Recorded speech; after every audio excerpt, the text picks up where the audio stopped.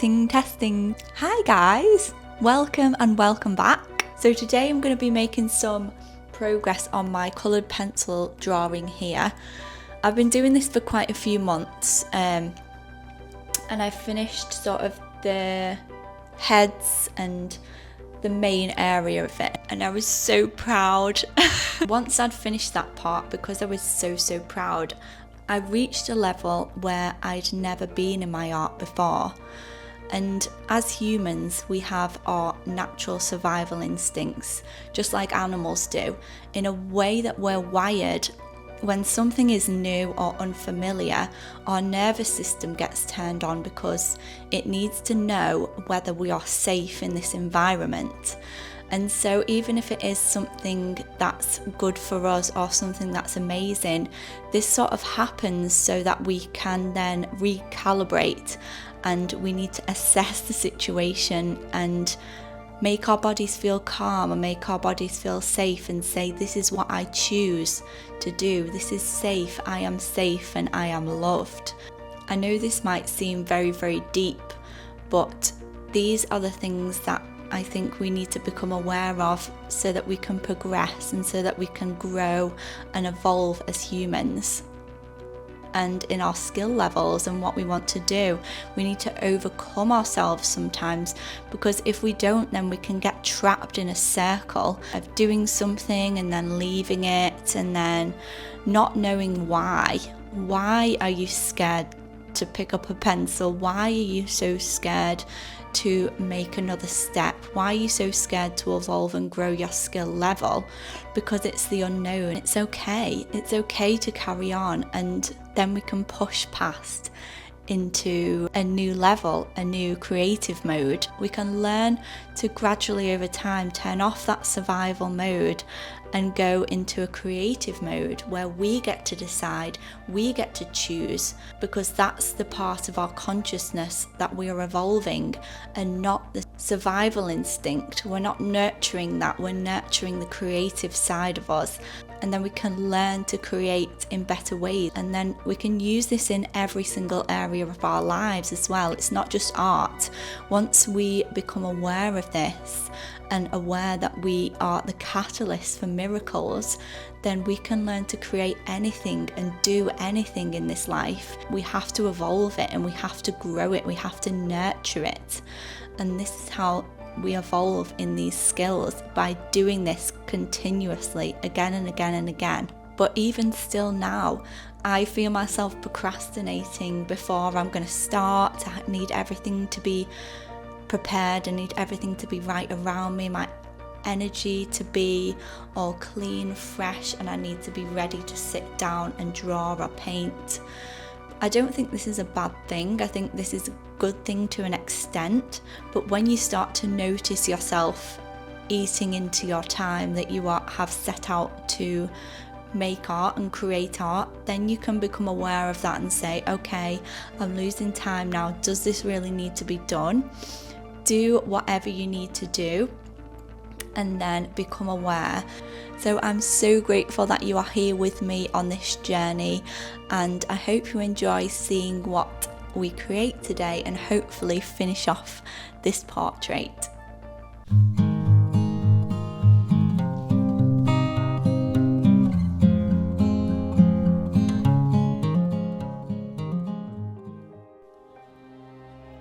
Every day the sun rises, the rivers flow, the tides roll in and out, and the sun sets and the moon rises effortlessly. We do not question their ability to do so, and they do not stop ebbing and flowing because of fear. They do not shrink because they are worried what people will think, or that they can't do it that day. Flowers continue to bloom because they are not afraid to be themselves. What if I told you that we have the same effortless beauty to become within us? There is only one thing that prevents us from becoming who we are meant to be: the program.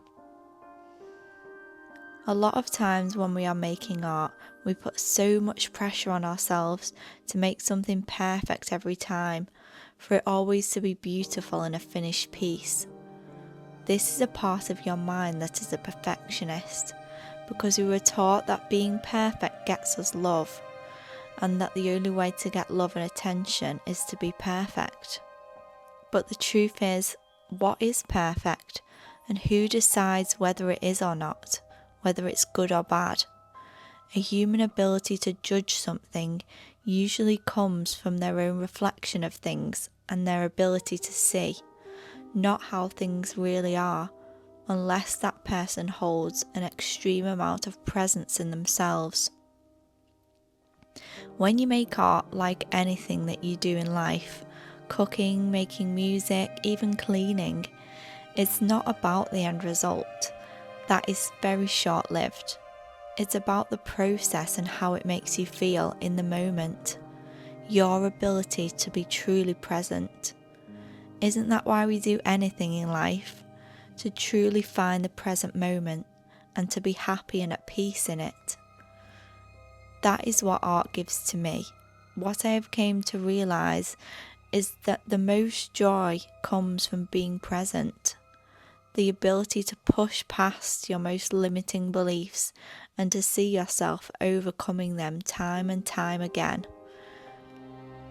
And creating something beautiful even though you said you couldn't.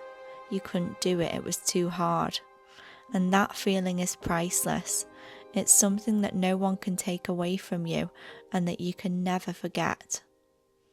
Even if you were to not make a piece of art for say 10, 11 months, you would still come back to it and you would still be at the exact same skill level as you were when you left off. So that means building a skill is never wasted. That one extra page will rewire and heal your brain so that next time it will get easier and easier. It's not about what you produce, that is secondary. It's the feeling of doing, the feeling of being and being present. And subsequently, anything that you do in presence turns out to be pretty amazing anyway. Because in this state you are creating from your soul, from the one source of consciousness that we all are and where we all come from, the universe. So really it's a win-win, win-win. You overcome yourself and reach another level in your skill, and you also produce a beautiful piece of art. Even if it is just a squiggly line that fills the page, it's beautiful as it is, just as you are.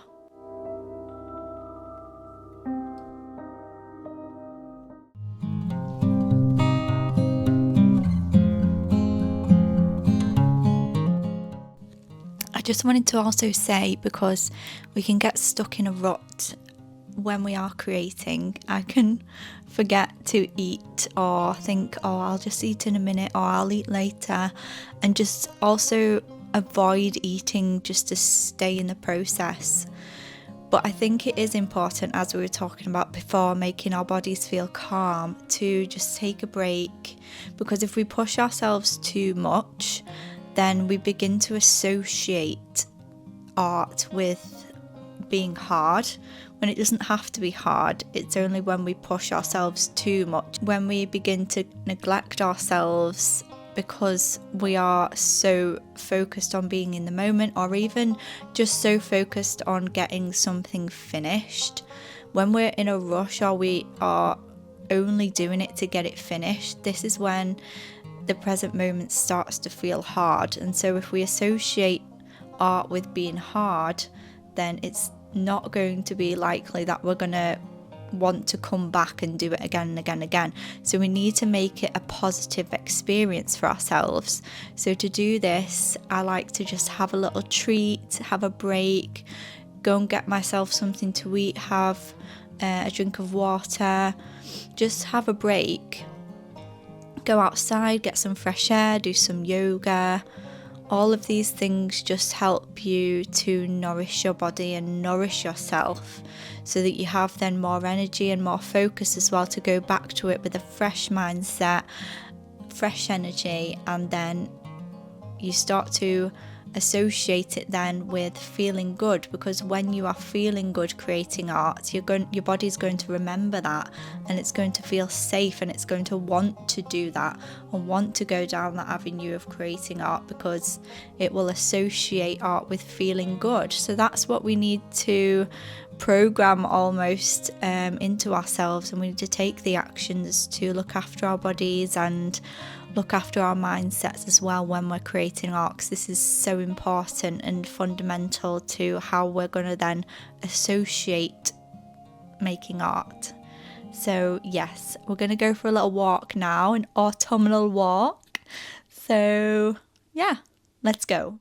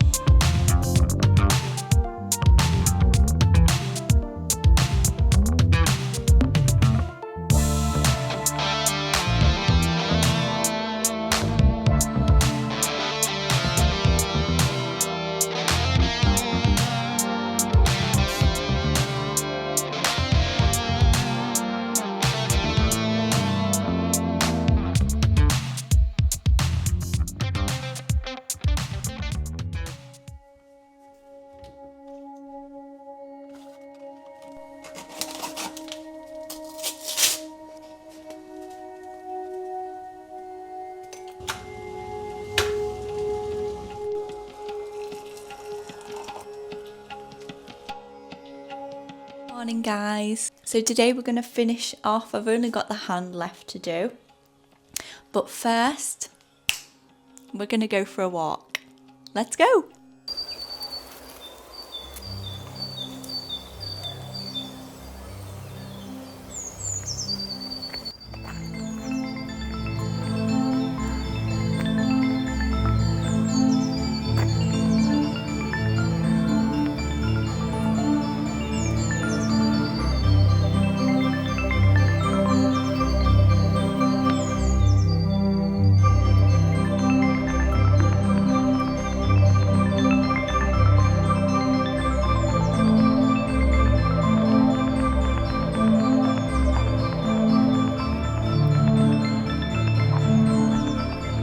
But why is it so important that we make art? Why does it even matter?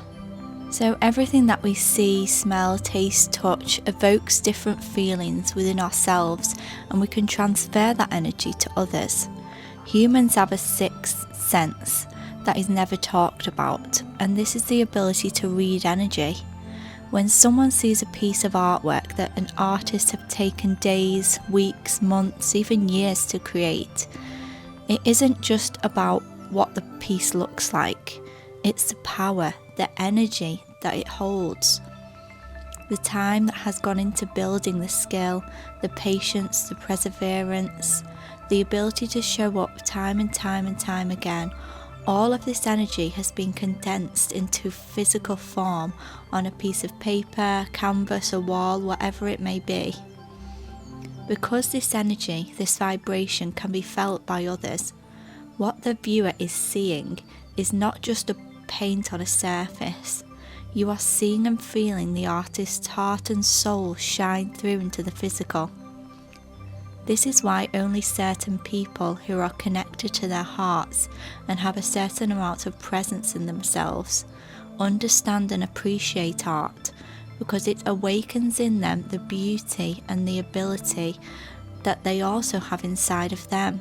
Art has the ability to awaken within people the healing power that the artist has created to be able to create the piece of artwork. And the artwork is a physical manifestation of that. So when you notice yourself having gone days, weeks without making art, you start to notice the fear creeping in, and you don't know what to create, you don't even know where to start. Remember, it's not about the end result. It's about enhancing your ability to become present and to overcome the program in your mind that says you can't. Each time you catch yourself and notice this is a level up, and a level up in your skill and also your life.